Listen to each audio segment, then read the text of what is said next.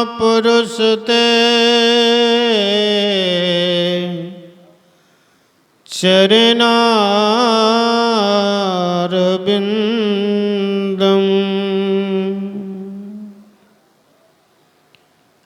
गुरुदेव के पावन चरणों में कोटि सह दंडवत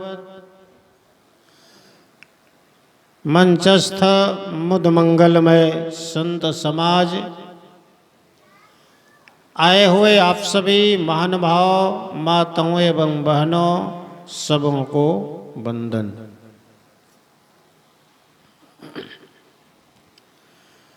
साधना शिविर का आज दूसरा दिन, संध्याकालीन सत्संग सत्र में बैठे हैं और कल मैंने अष्टांग योग पर कुछ चर्चाएं की थी। महर्षि पतंजलि ने ध्यान करने के 8 अंग बताए, 8 सीढ़ी बताए। जो महान महापुरुष होते हैं, जो सिद्ध योगी होते हैं, उन सबको ये अष्टांग योग का पालन करने का जरूरत नहीं पड़ता है। लेकिन जो सर्वसाधारण है, हम लोग हैं, आप लोग हैं, तो अष्टांग योग का पालन करना पड़ेगा, नियम का पालन करना पड़ेगा। हर चीज में नियम होता है।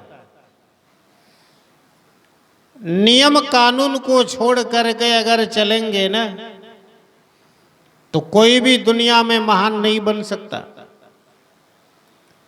विद्यार्थी हैं तो नियम से, सिस्टम से पढ़ना पड़ेगा। दिखावटी का टाइम पास करने के लिए पढ़ेंगे ना, तो कुछ हासिल होने वाला नहीं है। टाइम पास तो हो जाएगा, दिखावटी का नहीं, सिस्टम से सब नियम फॉलो करना पड़ेगा आपको, तब कुछ बन पाएंगे आप। उसी जैसे रोड में भी चलते हैं, सड़क में, तो सड़क में भी चलने का नियम होता है। उल्टा पुल्टा चलेंगे तो खतरा हो जाएगा। अब रोड में चल रहे हैं तो दायां चलना चाहिए कि बायां? बायां, दाहिना नहीं। चलेगा तो खतरा होगा। तो देखिए, एक साधारण काम है ना, दुनियादारी का एक साधारण काम है, उसमें भी नियम से चलना पड़ेगा। हर चीज में, खाना बना रहे हैं उसमें भी नियम है कि बिना नियम से खाना बनेगा? नहीं बनेगा। पानी गर्म करो तो कितना देर में चावल डालना है, फिर उसको पसाना है। सब्जी में कितना मात्रा में हल्दी मसाला डालना है, कितना देर में डालना है, नहीं जानते हैं तो खाना भी नहीं बनेगा। एक इधर एक कर्माटांड आश्रम है, गोड्डा उधर, पता है, सरौनी तरफ।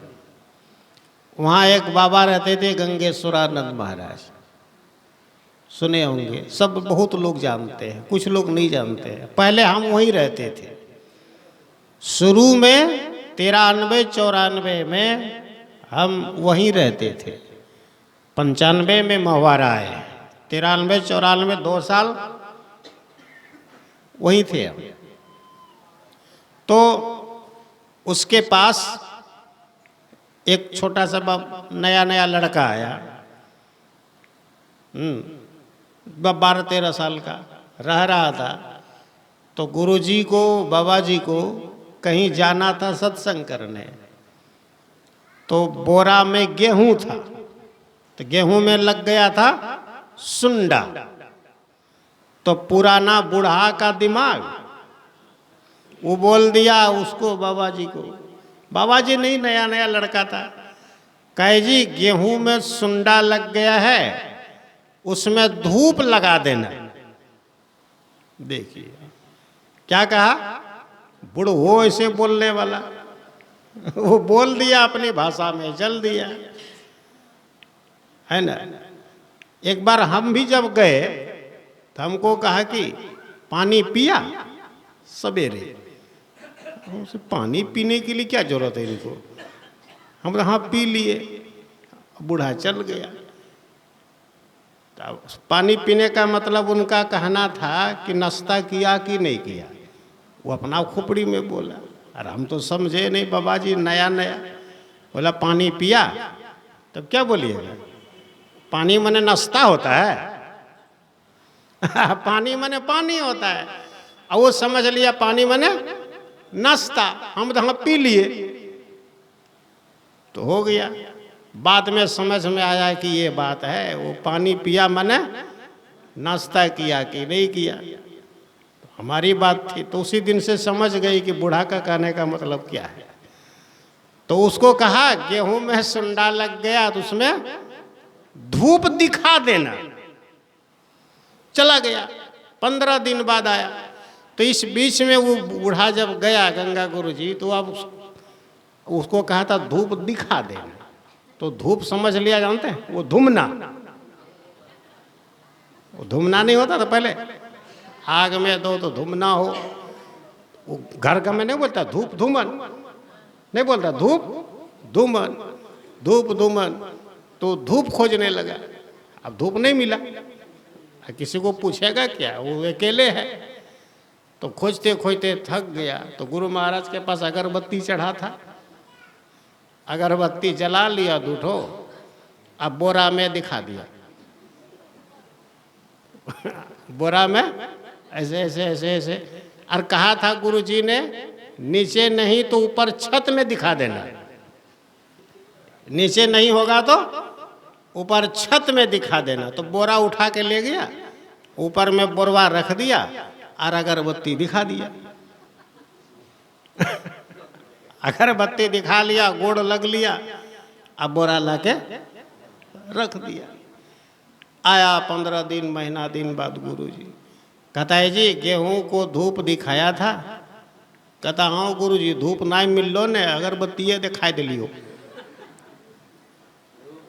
धूप नहीं मिल लो, अगरबत्ती दिखाई दिलियो। खरठा भाषा का था। तोरी का कौन बाबा जी है। तो बोलिए ना बुझे तो 15 शेर नहीं कहता है, 3 पसेरी 15 से। अब उनका भी वो पुराना दिमाग से बोल दिया। बच्चा को तो समझा के बोलना चाहिए, नहीं बोला। तो समझदारी नहीं है तो उल्टा पुल्टा होगा, जानते नहीं हैं तो नहीं जान रहे हैं तो कुछ भी उल्टा पुल्टा होगा। इसीलिए हर चीज को जानना पड़ता है, हर चीज का नियम होता है। एक ठो और कहानी सुने ना, खाना बनाने नहीं जानती थी, गई ससुराल। तो कहा को दूल्हा को कहा को किताब ला देना खाना बनाने वाला। तो ला दिया। तो देखा सबसे आसान तरीका खिचड़ी, खिचड़ी बनाने का आसान तरीका, कभी बनाई नहीं। तो लिखा था चूल्हा जला लेना, हंडी में चढ़ा देना, पानी डाल देना, चावल तेल मसाला सब दे देना और ढक्कन को मुंह पर रख देना। यहाँ तक तो ठीक है। अब ढक्कन को मुंह पर रख देना तो अपना मुंह में लगा लिया, हड़िया के मुंह में लगाना चाहिए। अब मुंह शब्द लिखा था। पति उधर से आया, ऐसे मुंह में ढक्कन है। कहते क्या करती है? कहता खिचड़ी बना रहे हैं। कहता खिचड़ी बना रहे तो ढक्कनवा कहाँ रखी है? कहता किताब में लिखा है, आप क्या जानते हैं, ढक्कन मुंह में रखना। तो मारा दूथा, पढ़ी लिखी थी, का ढक्कन तुम्हारा मुंह में खिचड़ी बनता है कि वहाँ हंडी में बनता है? बोलिए, तो नहीं जानने में तो गड़बड़ी होता है। हाँ, इसे करे अनजान में गलती, तो मैंने जानना पड़ेगा। संसार में एक छोटा से छोटा काम को भी सीखना पड़ता है, काम को सीखना पड़ता है। बिना सीखे बिना समझे कुछ भी नहीं होगा, है ना? सब काम सीखना पड़ता है। एक तो बंगाली था, तो उस नौकरवा को कहा, ये जी सोन काटा काटी जानो, सोन काटा काटी जानो? कहता हाँ हमें सब किछु जानी। सोन काटा काटी जानो? तो कहता सोन केटे दाओ। तो कह लिया, चला गया, अब वो सोन ले लिया, गड़ासा में सब काट दिया। अब बताइए, सोन काटने का मतलब क्या हुआ? सोन का सूत्री बनाना। बोलिए, उस सोन काटने पुराना जमाना में होता था, आजकल तो नहीं काटना पड़ता है ना। सोन काटते जानो? हाँ जानी। तो केटे दा बोल के चल दिया, वो सोन ले लिया और गड़ासा लेके सब कुटिया कुटिया के खत्म कर दिया। कहा आप काटने बोले थे ना, काट दिए। देखिए, थोड़ा सा मिस हो गया, गड़बड़ हो गया। तो कहने का अभिप्राय, दुनिया में हर काम को सीखना पड़ता है, बिना सीखे कोई काम नहीं होगा। हाँ, तो ये भगवान की भक्ति करना, साधना करना, ध्यान करना भी सीखना पड़ता है। बिना सीखे काम नहीं चलेगा, हर काम को सीखना पड़ता है। तो महर्षि पतंजलि ने कहा अष्टांग योग का पालन करो, सीखो।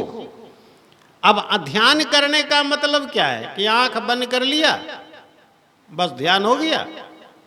नहीं, हर काम में ध्यान है। बच्चे पढ़ने जाते हैं तो मास्टर कहते हैं सावधानी से पढ़ो। सावधानी ही साधना है। खाना बना रहे हैं, सब्जी काट रहे हैं, सावधानी नहीं है तो हाथ कट जाएगा, है ना? सावधान रहना पड़ेगा, और नहीं तो बड़बड़ उल्टा पुल्टा हो जाएगा। हर काम में सावधान, सावधानी हटी तो दुर्घटना घटी। हम पहले जब यहाँ आए मवारा, वो 95-96 की बात, तो वो स्टोव होता था, स्टोव में खाना बनाए, स्टोव में खाना बनाते थे, केरासन तेल, इतना बड़ा हंडी था, चढ़ा दिए, अकेले थे, और चावल डाल दिए, हाँ, आज सो गए। अब बोलिए क्या देखेगा? वो पपड़ी हो गया तो मिस हो गया ना। तो सावधानी हटी तो दुर्घटना घटी। एक आदमी, एक मैया चूल्हा में हंडी चढ़ा दिया एल्युमिनियम का, पूरा कोयला टकटक, हंडी खलिया हंडी चढ़ा दिया सब्जी छोंकने के लिए। आ गई तेल मसाला लाने घर के भीतर, तो उसको दूसरा कोई काम पड़ गया, भूल गई कि हंडी चढ़ाए हैं। 10 मिनट बाद आई तो हंडी गायब, हंडी गायब, चूल्हा से गायब। कौन ले गया? कौवा मैना ले गया? क्या हुआ? हंडी तो गल करके भीतर, सब एल्युमिनियम गल के भीतर चला गया हैं। तो जो काम कर रहे हैं उसमें तो ख्याल रखना पड़ेगा। तो ध्यान की बात है, सिर्फ आंख बंद करने से ही ध्यान नहीं होता है। ध्यान मतलब हर सिस्टम पर चलना पड़ेगा। तो महर्षि पतंजलि ने कहा अष्टांग योग, यम नियम, आसन, प्राणायाम, प्रत्याहार, धारणा, ध्यान और समाधि। तो कल एक चीज बताए, यम। यम के कितने भेद? 5 याद है? सत्य, अहिंसा, अस्तेय, ब्रह्मचर्य और अपरिग्रह, ये 5 भेद। एक चीज बताए थे, क्या बताए थे? सत्य। सत्य का पालन करें, सब समझ सत्य पर चलें। लेकिन कभी कभी मुसीबत के अनुसार, परिस्थिति के अनुसार आदमी को झूठ भी बोलना पड़ता है। वो पाप नहीं है, परिस्थिति अनुसार, कहीं कहीं जगह के अनुसार तो वो पाप नहीं माना जाता है। अब दूसरी बात है अहिंसा। अहिंसा समझते हैं? किसी जीव को मत मारना, किसी जीव को कष्ट मत देना, उसको मार करके खाना नहीं, हाँ, उसको सताना नहीं, उसको पीड़ा मत देना। यानी किसी भी प्रकार से अगर जीव को कष्ट देते हैं, पीड़ा देते हैं, दुख देते हैं, उसी को कहते हैं, क्या कहते हैं? हिंसा। किसी भी तरह से किसी को, चाहे आदमी को हो, चाहे जानवर को हो, चिड़िया मैना को हो, पशु पक्षी को हो, किसी को अगर आपके द्वारा कष्ट हो रहा है, वही हिंसा है। इसीलिए गुरु महाराज ने कहा बेविचार, चोरी, नशा, हिंसा। हिंसा मत करो, किसी जीव को कष्ट मत दो, किसी को नहीं। हर समय सुख देने का प्रयास करें। एक आदमी कह रहे थे हम काटते नहीं हैं, हम खाते हैं। तो हम तो कष्ट नहीं देते, काटने वाला कष्ट देता है। सही बात है ना? जो काटेगा वो कष्ट देता है, खाने वाला तो को कष्ट नहीं देता है, उसको पाप नहीं लगेगा। लगेगा कि नहीं? लगेगा, सबको बराबर लगेगा। 8 आदमी को लगेगा। अनुमंता, विशसिता, निहंता, क्रय विक्रयी, संसहरता, छोपहरता, खादकस्येति घातकः। 8 आदमी को लगेगा। आदेश देने वाला, काटने वाला, कुटियाने वाला, तोलने वाला, हटिया से लाने वाला, फिर चूल्हा जलाने वाला, फिर छोंकने वाला, परोसने वाला और खाने वाला, सबको लगेगा। कोई नहीं बचेंगे आप, हर आदमी को लगेगा। और यही सबसे बड़ी बात है संत मत सत्संग में। अभी हम कटिहार से आए, एक जगह है बारसोई बाजार, वहाँ राम कथा करके आए। तो एक बंगाली, वह बंगाली लोग ज़्यादा है, बॉर्डर क्षेत्र पड़ता है, मालदा और कटिहार का बॉर्डर है। तो एक बंगाली आए, वो अनुकूल ठाकुर वाला था। कहा एत नियम धर्म তোমরা বলবে তো কেমন করে হবে? এত নিয়ম হয়, মাছ না খাও, तिरंगा ना खाओ, गुटका बंद, चाय बंद, तो की खाबो?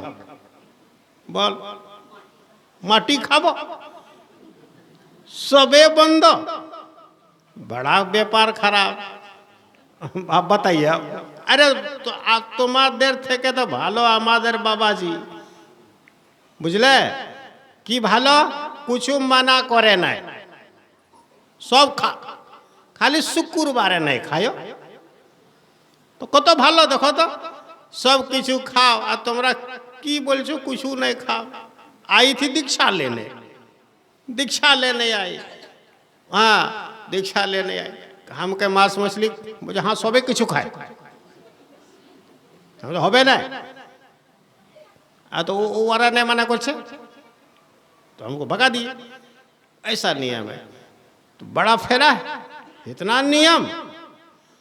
एक तो आया शिव चर्चा वाला, का हम लोगों में देखिए कितना बढ़िया है। नमः शिवाय करो, सोमवार को मत खाओ, सब दिन खाओ। सोमवार शिव जी का दिन है, कितना बढ़िया है। ये गुरु महाराज क्या नियम, सब बंद।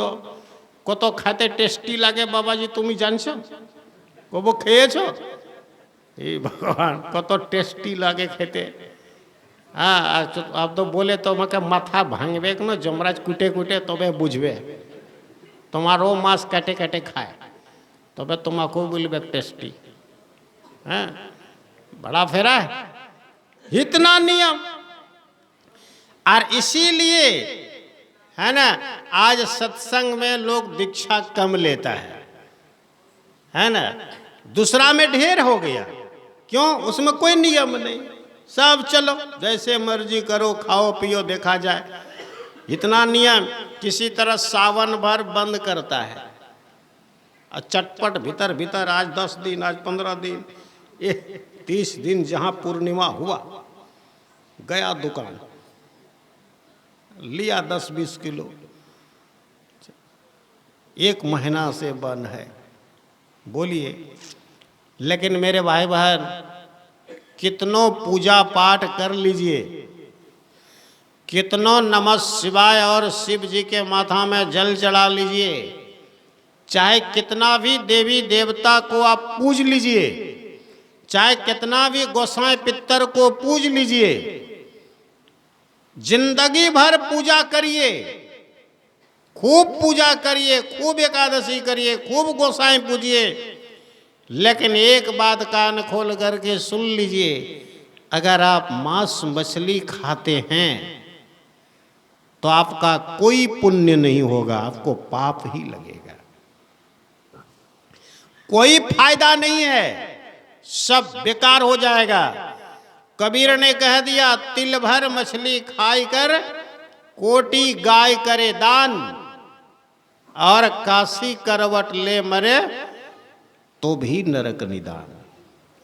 लोग क्या कहते हैं, कभी कभी खाते हैं बाबा, थोड़ा सा तो खाते हैं, ऐसा बड़ा प्यार से बोलेगा, लगता है कि बहुत बड़ा भक्त है।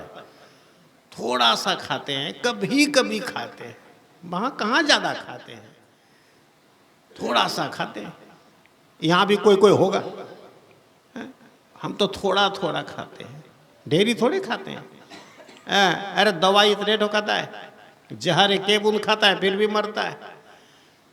तिल भर, तिल समझते हैं, इतनी सो तिल के बराबर भी अगर मांस मछली खाते हैं, उतना सा भी अगर खाते हैं और कितना भी पूजा पाठ करते हैं, मरिएगा तो सीधा नरक जाइएगा। अरे गलत छोड़ दो, आपकी भक्ति हो जाएगी, जितना कर सकते हैं उतने करिए, लेकिन गलत मत करिए। तिल भर मछली खाए के मांस मछलियां खाते हैं, सुरापान से है, सुरा मने शराब, ते नर जड़ से जाएंगे ज्यों मूली का खेत, मूली की तरह उखड़ जाओगे। तो अहिंसा परमो धर्म, अहिंसा परम धर्म है। नो काटना, नो मारना, नो खाना, नो खिलाना। एक जगह बरहेट में बहुत दिन पहले 10 ईस्वी के बाद 10-11 में सत्संग करने गए, सत्संग हो गया, सत्संगी आदमी, बढ़िया सत्संगी। तो जब विदा होने लगी, एगो छोटी सी बच्ची थी, उसी की बेटी थी, तो गोड़ लगने आई। हम कहते हैं नूनू तुम सत्संग करती है? कहता नहीं करे हमें, हाँ हमें ना जाने सत्संग, क्या करो माए बाबू। अच्छा, तो उसको पूछता हूँ खाई? कहाँ खूब खाई। तुमको क्या देता है? कहता वो पापा लाते हैं, मम्मी बना के देती है। कमाल बात है, अब माए बापा सत्संगी है। तो बुलाए तो पूछे कि ये बेटी क्या बोलती है? कहते माए बाबू हमको ला के देता है, बना के खाते हैं। कहता बच्चा है ना, तो क्या करें, देना पड़ता है। बोलो सत्संगिया कहा। हाँ, कहा था बाबा अरे को लाचारी हमरा है। क्या लाचारी है? का बेटी दामाद आता है ना, इसीलिए उसको भी देना पड़ता है। बेटी को शादी हो गई थी, बेटी को 12 लाख टका तिलक दिए हैं, सम्मान नहीं करेंगे तो कैसे चलेगा, इसीलिए देना पड़ता है। हमने कहा घोर पागल आदमी। बोलिए, हैं? अपने नहीं खाता है, लेकिन बेटी दामाद का स्वागत में वो गाय गरू भी खिलाएगा। ऐसा सब मूर्ख आदमी बैठा है, आज सत्संगी कहलाएगा। अब वही 1-2 के कारण सब बदनाम होता है ना। उसके बाद उसका घर आज तक कभी गए ही नहीं, है ना। कभी अब एक बार क्या हुआ, ट्रेन से उतर रहे थे बड़हरवा से, हमारे थे आसाम से। हम कहते आपका घर आ रहा है? कहता हमारा घर नहीं आइएगा। हम ठीक है नहीं जाएंगे, उसको गए ही नहीं। देखिए, बोलिए क्या विडंबना है। इतना सा स्वाद के लिए जीव अपनी जिंदगी को बर्बाद कर देता है। अरे नहीं समाधि लग रहा है, नहीं बहुत पूजा कर पा रहे हैं, नहीं भक्ति कर पा रहे हैं, नहीं ध्यान कर सकते हैं, जितना कर सकते हैं उतने करिए, लेकिन गड़बड़ खाना पीना अगर छूट गया तो उससे जो पाप हो रहा है वो तो खत्म हो गया ना। पाप तो आपका नहीं हो रहा है ना, पाप तो ब्रेक हो गया। अब आप पुण्य कर रहे हैं, आप पाप भी कर रहे हैं, तो कुछ नहीं होने वाला। इसीलिए खान पान को प्रथम समारो, तब रस रस सब अवगुण मारो। खान पान शुद्ध करो। अरे बीमारी हो जाए तो डॉक्टर सबसे पहले क्या कहता है? खान पान को कंट्रोल करना पड़ेगा। श्री सद्गुरु महाराज, शुगर है और रोज रसगुल्ला खाइएगा और दवाइयों खाइएगा, ठीक होगा? बोलिए, नहीं होगा। हाँ, गठिया है और फलेरिया है और रोज दही केला ठंडा खाइएगा तो फलेरिया ठीक होगा? बढ़ते जाएगा।